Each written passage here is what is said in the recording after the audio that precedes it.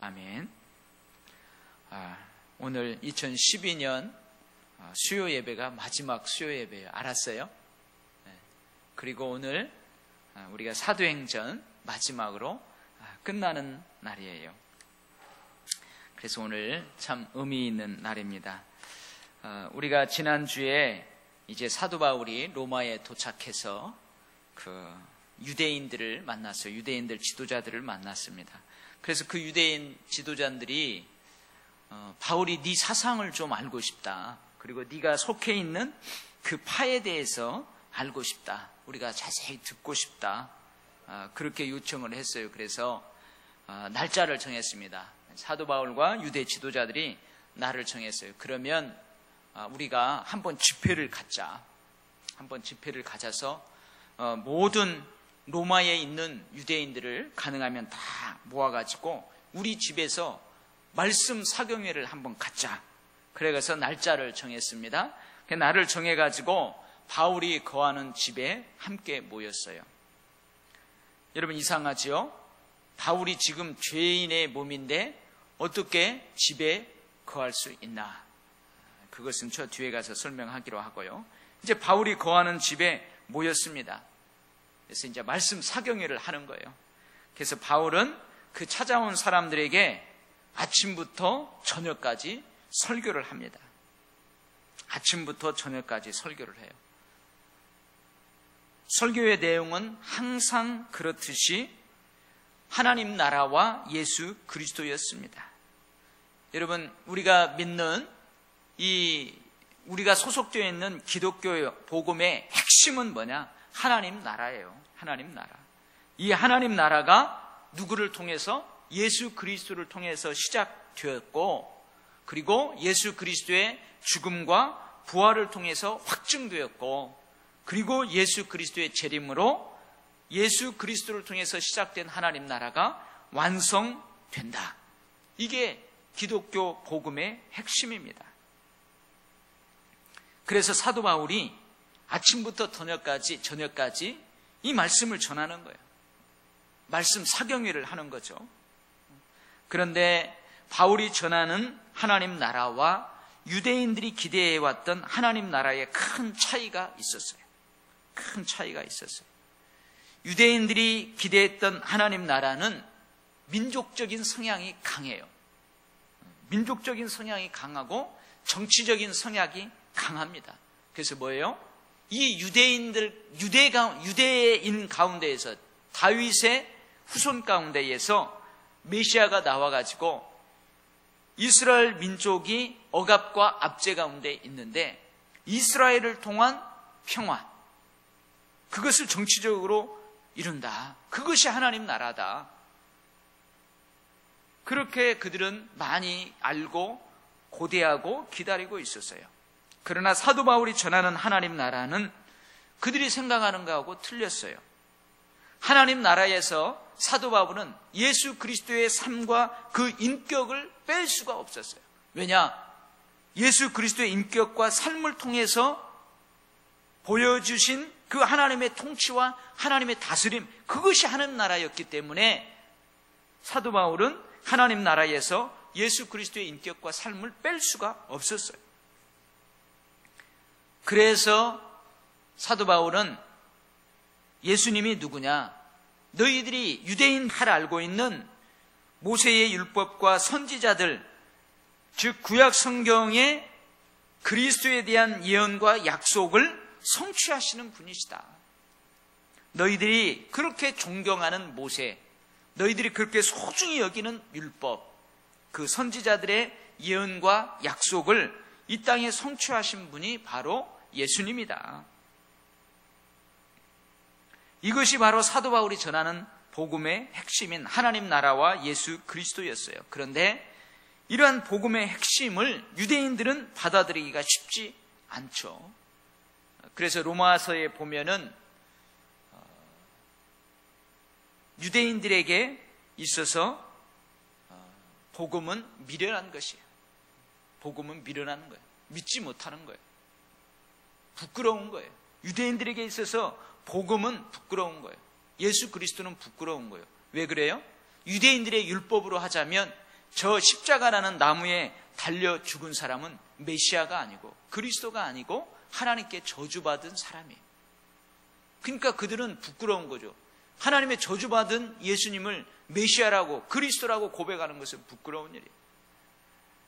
이방인들에게는요 미련하죠. 이방인들에게는 미련한 거예요. 왜요? 이방인들의 입장에서, 로마인들의 입장에서 보면 저 십자가에 달려 돌아가신 예수는 살인자일 뿐이에요. 십자가에 달려 사형을 당하기까지 그 십자가의 처형을 받을 만한 만큼 죄를 지은 죄수일 뿐이에요. 근데 그를 메시아다, 그리스도다 믿는 것은 그들이 봤을 땐 참 미련 곰탱이 같은.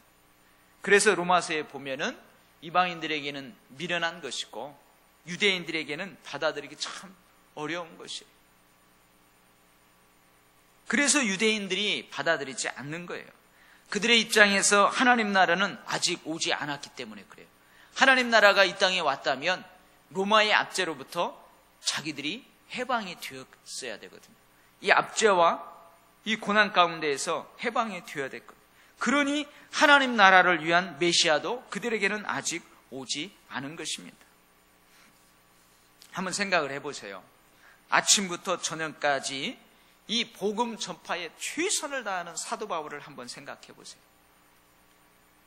우리 한국 교회의 초기의 모습을 보면은 말씀 사경회가 있었어요. 기록을 통해서도 남아 있지만 그 영락교회 이철신 목사님, 그 목사님이 이제 어렸을 때에 그 기억이 있대요. 한번 그분이 설교하는데 그 말씀을 하시더라고요. 초창기 한국 교회에 말씀 사경회를 했대요. 그래서 그 아버지 그리고 자기 집 기억이 난대요. 이 말씀 사경회가 한 일주일 한답니다. 그러면은 서로 광고를 하면은 여기저기에서 지게에다가 쌀자루를 메고 교회에 온대요. 그래서 교회에서 다 잠을 잘 수 없으니까 그 주변에 장로님들, 집사님들 그 가정에서 자는 거예요. 그리고 마당에다가 큰 가마솥을 걸어놓고 그 지게에다가 짊어지고 온 쌀로 그 먹거리로 그렇게 함께 지어서 먹으면서 일주일간 말씀 사경회를 했다는 거예요. 이 말씀 사경회를 통해서 깡패가 회개해서 목사가 되고 미직지근한 신앙인들이 회개하고 성령의 은사를 받고 그랬던 적이 있잖아요. 그러니까 이 지금 로마의 사도 바울의 집이 그런 장소예요. 그런 장소. 우리 한국 초창기죠. 초창기도 아니죠. 몇십 년 전 것만 해도 어린이 여름 성경학교를 할 때 어떻게 해요? 지금도 기억나요. 여름 성경학교 때 얼마나 더워요. 쨍쨍 태양빛이 내리쬐면 지금 뭐 선크림이 어디 있어요? 밀짚 모자가 어디 있어요? 시커먼 애들 고무신 신고 고무신도 여기저기 찢어져 갖고 막 할머니가 이렇게 줄로 실로 이렇게 해가지고 조금 뛰어가면은 그 고무신에 발이 땀이 쳐갖고 쭉 미끄러지면은 넘어지고 그런 애들 몇몇 데리고 북치면서 막 땀 흘리면서 동네 한 바퀴를 쫙 돌고 그래 와서 성경학교를 하면 얼마나 신났는지 몰라요. 그때 가난했잖아요. 동네 한 바퀴 돌면 애들이 우르르 몰려. 그때 교회에서 주는 요구르트 받아 먹은 사람들이 다 목사가 되고 장로가 되고 지금 부유한 사람들이 다 됐어요. 그때 교회에서 주는 간식 받아 먹고 그 시절을 지냈던 사람이 지금 다 목사가 되어 있고 장로가 되고 권사가 되어 있고 다 부자가 되어 있어요. 그러니까 사도 바울이 그 로마에 가서 우리나라 식으로 하자면 이렇게 하는 거예요. 아침부터 저녁까지 최선을 다해서. 근데 오늘 본문에 보면 서로 맞지 아니하였다 이런 기록을 봐요. 그러니까 아마 아침에 저녁까지 사도 바울이 복음을 전하는 거예요. 하나님 나라에 대해서 예수 그리스도에 대해서 이 구약에 기록되어 있는 말씀을 가지고 강론을 하는 거예요. 그래서 설교가 마치면 한 타임은 그룹별로 모여서 토론을 하는 거예요. 변론이 있었던 거예요. 서로 맞지 아니하였다 이 기록을 보면은 서로 간에 변론도 있었던 거예요. 그러니까 그야말로 말씀 사경이에요. 세미나죠, 세미나. 설교를 하고 구약 성경의 말씀으로 하나님 나라와 예수 그리스도를 다 그 풀이해주고, 그리고 모여서 그거에 대해서 더 심도 있게 나누고 토론하고 이런 변론이 있었던 것 같아요. 근데 결국은 어떻게 돼요? 그 말씀 사경회에 모였던 사람들이 우리 초기 한국교회 말씀 사경회 때에 그런 놀라운 역사가 일어나는 거죠. 막 깡패가 회개하고 미지근한 신앙인들이 회개하고 성령의 은사를 받고 이런 부흥의 파도가 일어나야 되는데, 오늘 말씀에 보면 어떻게 됐대요? 많은 사람들이 바울의 집을 떠나갑니다. 바울의 집을 떠나가. 그래서 이 부흥 집회가 멈추게 되는 거예요. 멈추게 되었어요. 안타깝죠? 안타까워요. 사도 바울은 얼마나 준비했을까? 얼마나 준비했을까? 근데 안타까워요. 믿는 사람도 있고 믿지 아니하는 사람도 있었어요. 근데 많은 학자들은 그날 믿는 사람보다도 믿지 아니하는 사람들이 더 많았을 것이라고 말합니다. 바울의 노력에 비하면 결과는 너무나 적었어요. 너무나 초라했어요. 그러나 사도 바울은 실망하거나 좌절하거나 포기하지 않습니다. 이제 우리 교회도 이제 2013년도에 우리도 총력 전도주의라고 총동원주의를 할 거예요. 태신자도 작정하고 여러분들이 나가서 전도도 하고 디데이를 정해놓고 기도하면서 전도할 거예요. 해보면은요, 많지 않아요. 열심히 노력했는데 결과는 별로 안 돼요. 근데 그거 보고 실망하면 안 돼요. 사도 바울이 실망하지 않는 거예요. 열심히 땀 흘린 노력에 비해서 결과가 너무 적어요. 그러나 사도 바울은 실망하거나 좌절하거나 포기하지 않습니다. 물론 이런 기회를 통해서 사도 바울의 복음 사역 방향이 바뀌어요. 방향이 바뀌게 돼요. 내가 동족들을 향해서 이렇게 땀 흘리고 힘쓰고 애쓰고 노력하는 이것을 이방인을 향해서 그렇게 쏟아붓는다면 이방인들은 더 많이 돌아올 텐데, 그래서 어떻게 해요? 복음을 전하는 것을 포기하지는 않지만 이제 동족들에 대해서는 소극적인 자세로, 이방인들에게 대한 이방인을 향한 자세는 적극적으로 복음을 전하게 됩니다. 그래서 이 말씀 사교견을 했음에도 이 유대인들이 믿지 못하고 받아들이지 못하는 그런 것을 보면서 뭐라고 설명하냐면 이사야 선지자의 경우와 똑같다. 사도 바울이 그렇게 해석을 합니다. 하나님께서 이사야를 이스라엘 백성들에게 보내셨어요. 하나님께서는 이사야를 보내면서 그의 사역이 힘들 것이라고 말씀하십니다. 이사야야, 너가 가서 온 힘을 다해서 백성들에게 외칠지라도 백성들의 태도가 쉽게 바뀌지 않을 것이다. 쉽게 받아들이지 않을 것이다. 미리 말씀을 하셨어요. 결국 어떻게 돼요? 이사야가 온 힘을 다해서 외칠 것만 이스라엘 백성들은 이사야의 말을 듣지 않아요. 그리고 결국은 마침내 바벨론으로, 포로로 끌려가게 됩니다.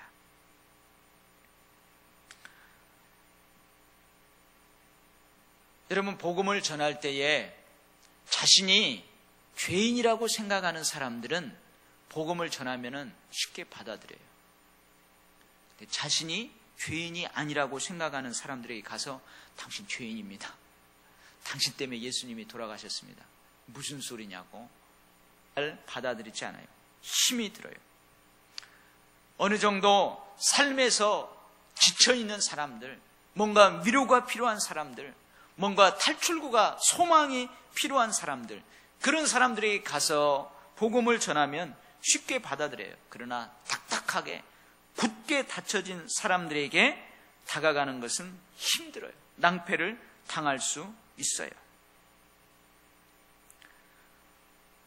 그렇다고 해서 여러분 실망하면 안 됩니다. 우리가 복음을 전하는 것을 멈추면 안 됩니다. 저는 그때마다 나름대로 저를 위로하는 그 생각이 있어요. 저에게 스스로 위안을 주는 거죠. 그리고 이 일을 계속해야 된다. 지속성을 내 마음에 불릴 듯 일으키게 하는 그 생각이 있는데 그게 뭐냐면 이런 생각이에요. 그래, 천하보다 귀한 생명을 그렇게 쉽게 얻어진다면은 아무나 다 하게, 그죠? 이런 생각을 하면서 위안을 삼는 거예요.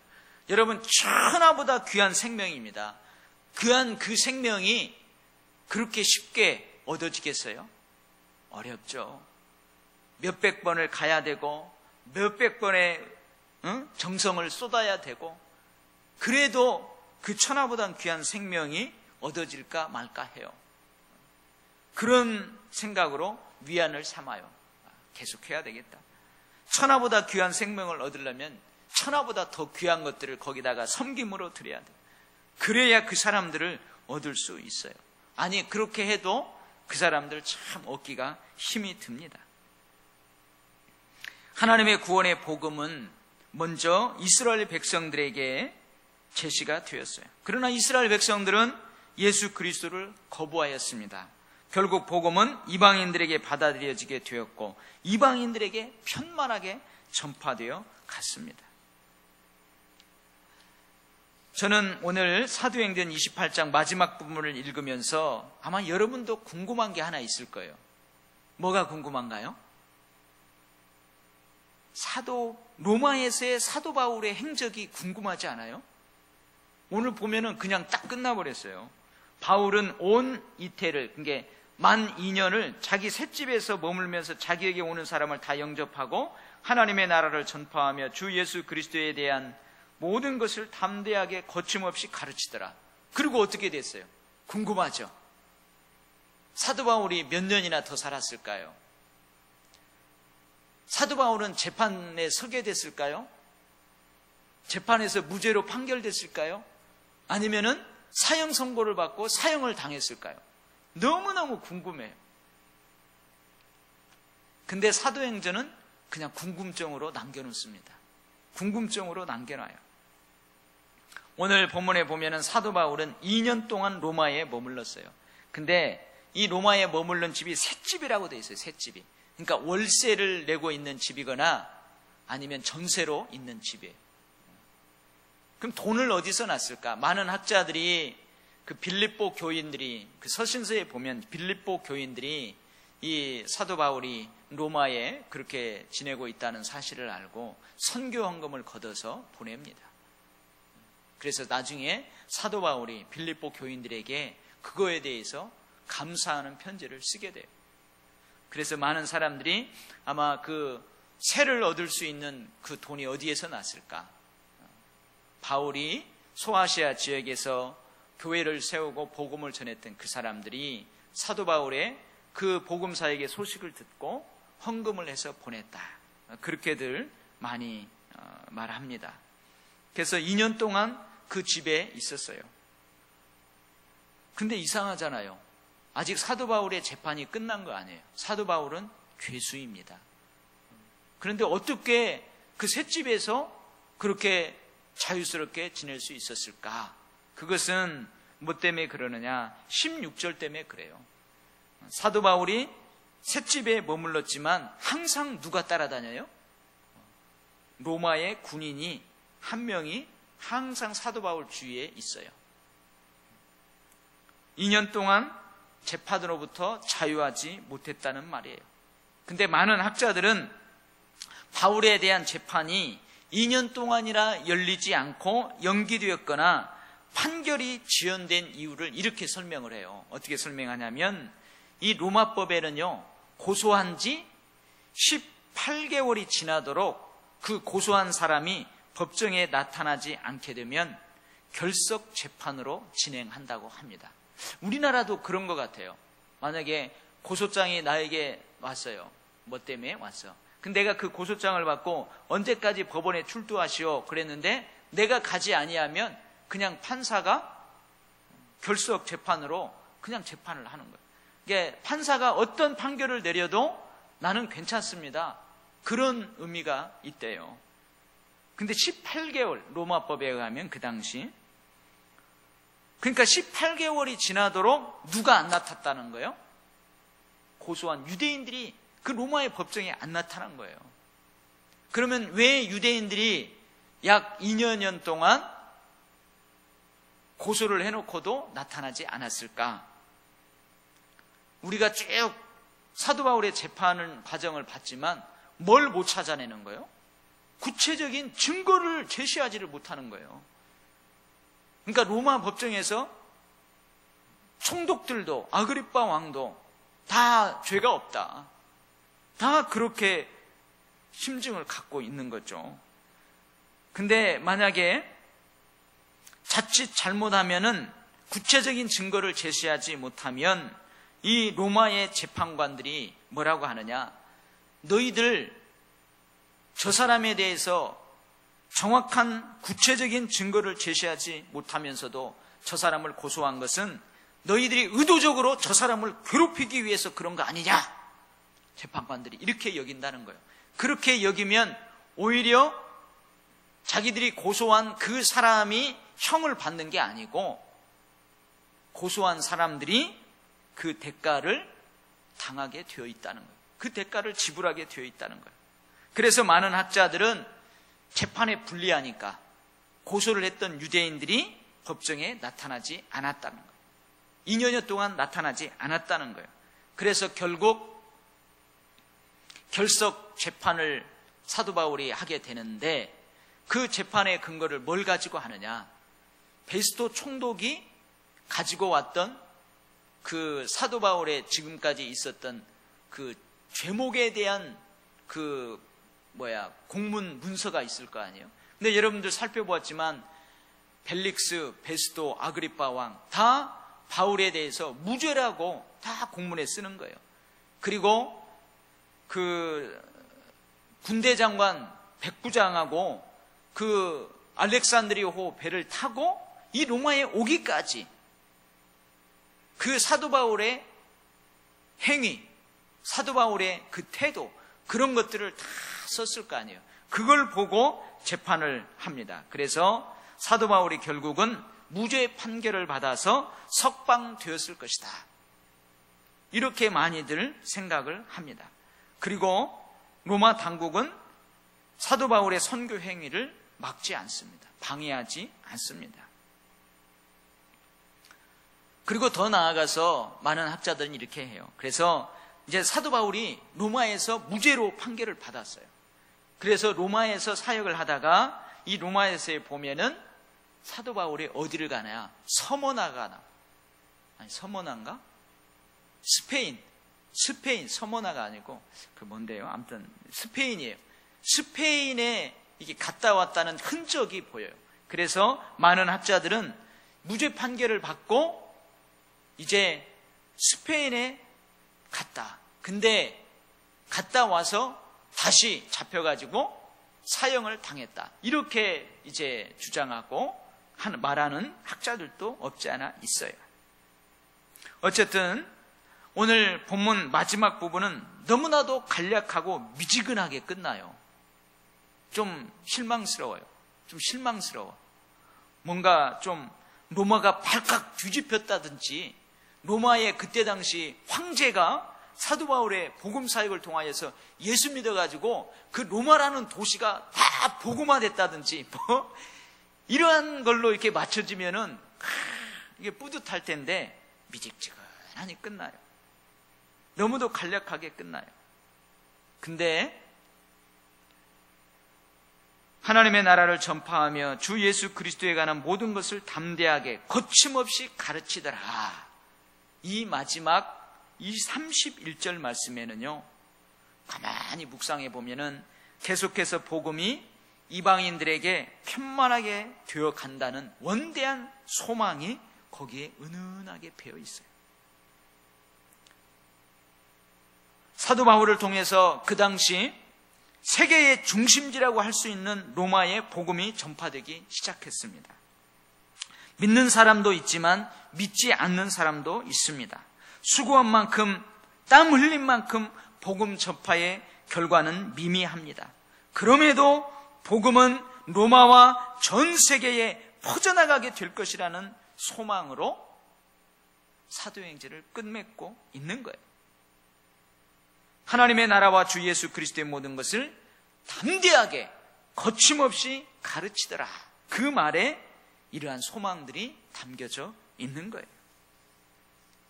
성령께서는 기록자 누가를 감동시켜 계속되어질 사도행전을 우리 몫으로 남겨두지 않았을까요? 이런 생각을 해봐요. 성령께서는 이 사도행전을 기록하고 있는 누가를 감동시켜서 계속되어질 이 사도행전의 역사를 우리 교회에 남겨두지 않았을까요? 이런 생각을 해봐요. 저는 믿습니다. 성령께서 우리의 몫으로, 우리 교회의 몫으로 남겨두었다고 확신합니다. 대부분의 사도들은 순교했어요.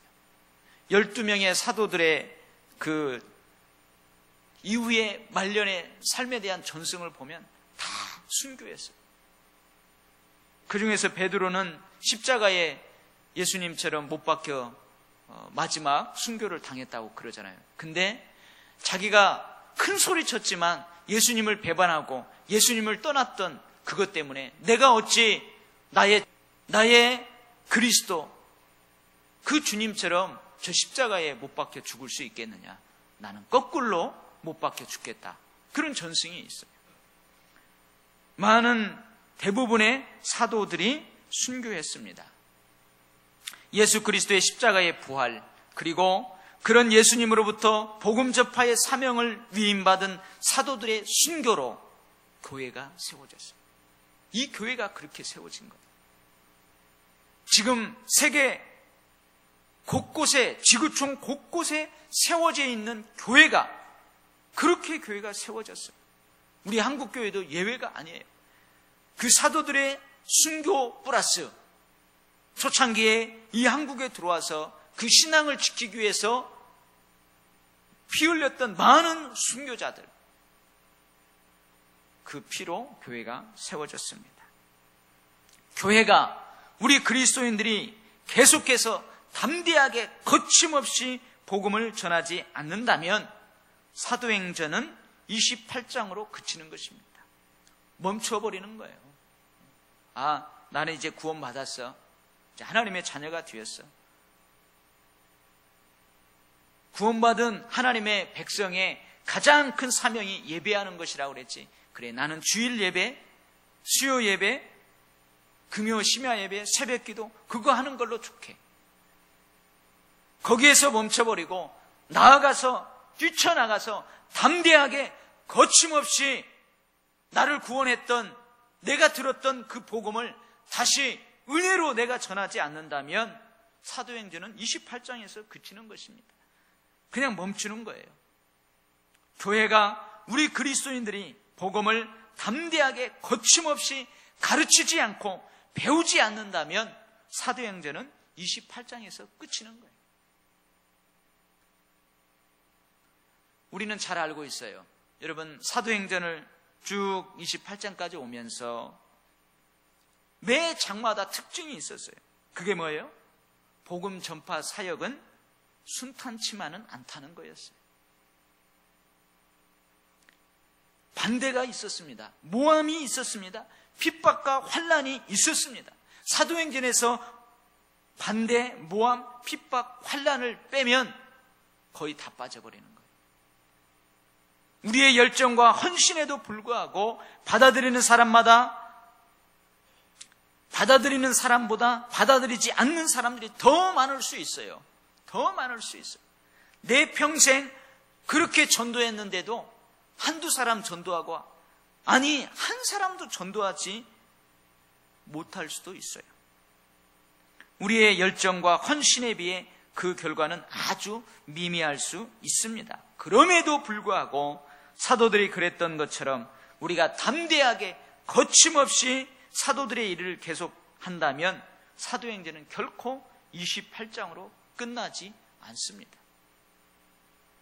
그래서 돌아가신 우리 고 하용조 목사님이 사도행전 29, 액츠 29 운동을 일으켰어요.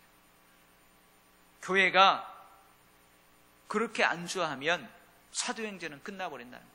성령께서 기록자 누가를 감동시켜서 사도행전을 계속 이어가는 것은 우리의 몫으로, 교회의 몫으로 남겨주셨는데 교회가 안주하고 교회가 그 자리에서 평안만을 유지한다면 사도행전은 그냥 끝나는 거예요. 성령의 의도는 물거품이 되는 거예요. 하나님의 꿈은 거기에서 끝나버리는 거예요. 그래서 온누리교회가 액츠 29 그 운동을 일으켰어요. 물론 부작용도 많이 있었지만 그래도 그것을 통하여서 교회가 세워지고 그 교회를 통하여서 복음을 참 듣고 그동안 신앙의 방황 가운데, 인생의 방황 가운데 있던 사람들이 다 주님의 품으로 돌아오는 역사들이 있었어요. 우리 도일교회 성도 여러분, 오늘 2012년 마지막 수요일, 마지막 사도행전 28장 이것을 공부하고 있는 시점에서 이제 사도행전 29장은 누가 써야 되겠어요? 우리가 써야 됩니다. 우리가 써야 됩니다. 이것이 너무나도 간략하고 미직지근하게 마무리를 지으면서도 원대한 소망을 은근하게 전해주면서 끝내고 있는 누가의 의도입니다. 누가를 통해서 사도행전을 기록하고 있는 성령 하나님의 의도입니다. 저와 여러분, 우리 모두가 사도행전 29장을 계속해서 써내려가는 성령의 감동받은 기록자들이 다 되시기를 바랍니다. 우리 교회가, 우리 도일교회가 사도행전 29장을 배움으로, 실천으로, 경험으로 계속해서 써내려가는 성령의 감동받은 기록자가 되기를 주의 이름으로 간절하게 축원합니다. 아멘.